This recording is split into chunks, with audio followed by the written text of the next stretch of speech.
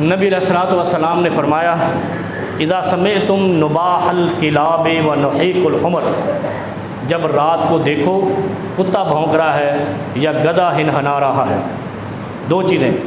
رات کو کتا بھونکے یا گدھا ہنہنائے، فتعوذوا باللہ، پھر اعوذ باللہ من الشیطان الرجیم پڑھا کرو۔ اور آپ نے دیکھا ہوگا رات کو فجر کی اذان ہو یا عشاء کی اذان یا صبح کی تہجد کا وقت ہو تو کتے بہت بھونکتے ہیں گلیوں میں، نہیں تو آج جا کے دیکھ لینا، نہیں تو کل جو تاخرات آئے گی اس میں دیکھ لینا، کتا بھونکے رات میں یا گدھا ہنہنائے، فَإِنَّهُنَّ يَرَيْنَ مَا لَا تَرَوْنَ، وہ چیز دیکھتے ہیں جو تم نہیں دیکھ سکتے۔ وہ شیطان کو دیکھ کر رات کو کتا بھونکتا ہے، شیطان کو دیکھ کر رات کو گدھا ہنہناتا ہے۔ نبی علیہ السلام نے فرمایا جب ان کو